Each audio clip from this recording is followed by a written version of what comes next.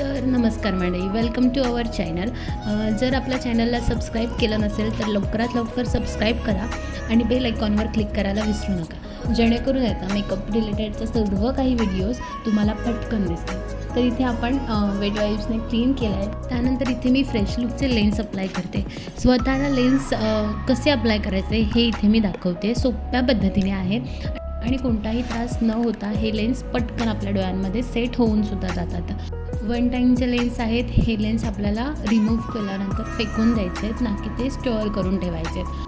इथे मी rose water apply करून घेते, त्यानंतरला ते पूर्णपणे ड्राय होऊन देते. बरं, प्रत्येक स्टेपमध्ये आहेत ना निदान 30 सेकंदाचा गॅप असणं खूप महत्त्वाचं आहे प्रत्येक प्रोडक्ट आपल्या स्किनमध्ये ॲब्झॉर्ब होण्यासाठी. मला काही स्किन इश्यू असल्याकारणाने मी कोणतंही दुसरं मॉइश्चरायझर नाही यूज करते. मला जे डॉक्टरने दिलं आहे तेच मॉइश्चरायझर यूज करते.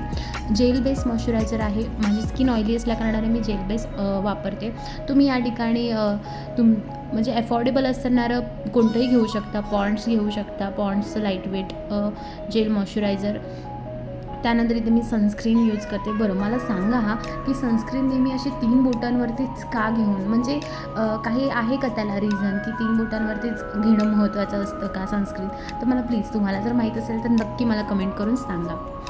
इथे मी रेकॉर्डचं प्रायमर यूज करणार. ते स्किनवरती जे ओपन पोर्ट्स आहे तर ते मिनिमाइज करण्यासाठी आपण इथे प्रायमर यूज करतो आहे. पूर्ण फेसवरतीच एकदम असं लावलेलं नाही आहे, जिथे गरज आहे तिथेच लावलं आहे आणि बाकीचं फक्त स्मर्च केलेलं आहे मी, बस एवढंच. बरं, माझे मेकअपचे व्हिडिओज तुम्हाला आवडतात का? आणि जर तुम्हाला आवडत असतील तर मला कमेंटमध्ये नक्की सांगा. आणि हो, आपलं हे पेज आहे ते शेअर करायला विसरू नका. इथे मी डर्माचंच कन्सिलर यूज केलं आहे. मी ऑरेंज कलरचं करेक्टर यूज करत नाही आहे. डर्माचंच कन्सिलर यूज करते, जे की डार्क ब्राऊन शेड आहे. आय थिंक D34 त्याचा शेड असावा. डार्क ब्राऊन शेडने सुद्धा पिगमेंटेशन हाईड होतं, त्यामुळे कोणतंही ऑरेंज कलर करेक्टर यूज करायची गरज नाही आहे. ह्या टाईमला मी एलेगलचं प्रो फाउंडेशन यूज करते. खूप सुंदर कव्हरेज आहे आणि एकदम लाईट वेट आहे. म्हणजे असं काही वाटत नाही की खूप सारं लावलं आहे. थोडंसंच लावल्यानंतरसुद्धा तुम्ही बघू शकता खूप छान कव्हरेज देतं आहे. खूप छान असं ब्लेंडसुद्धा होतं आहे. बरं, सगळेच फाउंडेशन आहेत ना हे फुल कव्हरेज असतात आणि छानच असतात. प्रत्येक स्किनला मॅच होणारेच फाउंडेशन तयार केलेले असतात.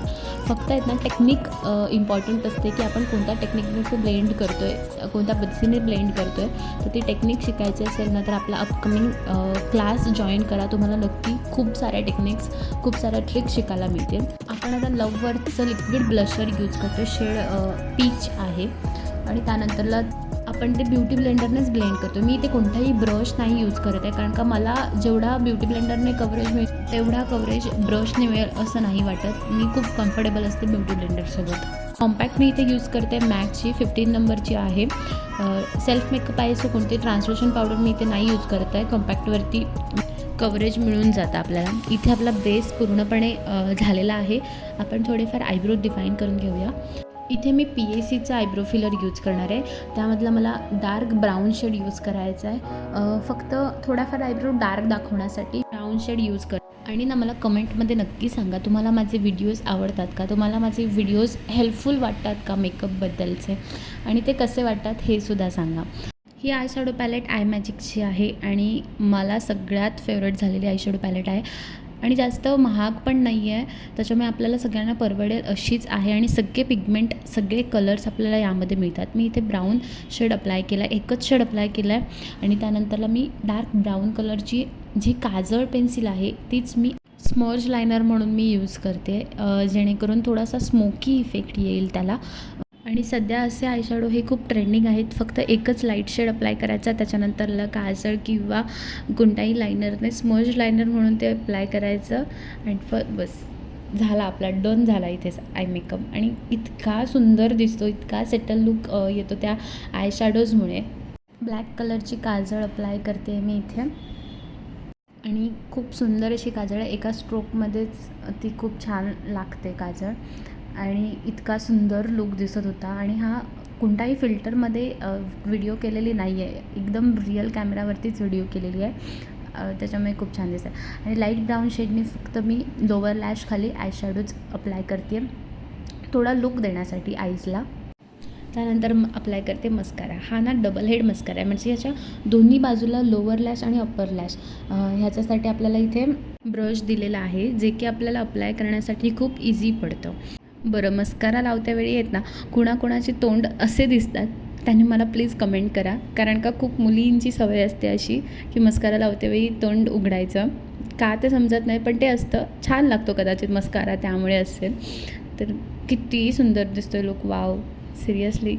आणि त्या आपण इथे पीच कलरचा ब्लश यूज करतो आहे, एकदम लाईट असं करतो आहे, आणि म्हणजे ते छान दिसेल थोडं. बरं, मला कमेंट करून नक्की सांगा की आपण आय शॅडोज कसे क्रिएट केले, कोणते शेड्स यूज करून, जर तुम्हाला लक्षात असेल. आणि इथे मला खूप सवय आहे ब्लश लावल्यानंतर त्याच्यावरती ब्युटी ब्लेंडर लावायचं, जेणेकरून एक्स्ट्रा कुठे ब्लश लागलेलं असेल ना तर ते थोडंसं निघून जातं किंवा थोडं लाईट होऊन जातं तिथे. त्यानंतर आपण इथे हायलायटर यूज केलेलं आहे, आणि आपली नेहमीचीच क्यूट लिपस्टिक. ही शेड मला लिपस्टिकची खूप जास्त आवडते, आय मॅजिकचीच लिपस्टिक आहे ही, आणि ही शेड मला खूप सूट करते. कोणताही लुकवरती ही लिपस्टिक लावल्यावरती तो लुक अजून सुंदर दिसतो. त्यामुळे तर इथे आपला पूर्णपणे मेकअप डन झालेला आहे, आणि हा मेकअप कसा झाला आहे मला कमेंटमध्ये नक्की सांगा. आणि हो, सबस्क्राईब केलं नसेल तर चॅनल आत्ताच सबस्क्राईब करा, कारण का खूप साऱ्या व्हिडिओज अशा तुम्ही मिस कराल. PSCचं मेकअप फिक्सर यूज केलं आहे, आणि यस, फायनल लुक तुमच्यासमोर आहे. त्यानंतर आपण करणार आहोत हेअरस्टाईल. हेअरस्टाईलमध्ये मी टॉंग करणार आहे केसांना. तेही कोणत्या टॉंग मशीनला नाही करणार आहे, मी आपल्या आयकॉनिकच्या स्ट्रेटनरनेच टॉंग करणार आहे.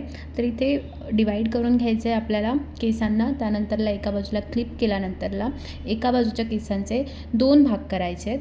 त्यानंतरला दाखवते त्याप्रमाणे आतल्या साईडला टर्न करून आपल्याला ती मशीन फिरवायची आहे. इथे मी टेम्परेचर 270 ठेवलं आहे. तुम्ही तुमच्या केसांनुसार टेम्परेचर सेट करू शकता. आपल्याला फक्त मशीन पकडून त्याला खाली आणतेवेळी आतल्या साईडला रोल करायचं आहे, आणि आपले कर्ल्स रेडी होतात विदाऊट टॉंग मशीनसुद्धा. आणि हे खूप नॅचरलीसुद्धा वाटतात जेव्हा आपण आयकॉनिकच्या किंवा कोणत्याही स्ट्रेटनरने करतो तेव्हा. इथे मी शाईन स्प्रे यूज केला आहे. तुम्हाला लाँग लास्टिंग ठेवायचे असेल तर तुम्ही इथे हार्ड स्प्रेसुद्धा यूज करू शकता. अँड येस, फायनल लुक आपला रेडी आहे. आणि हा लुक कसा वाटला आहे हे तुम्हाला कमेंटमध्ये सांगायचं आहे, आणि सबस्क्राईब करायचं चॅनल. थँक्यू.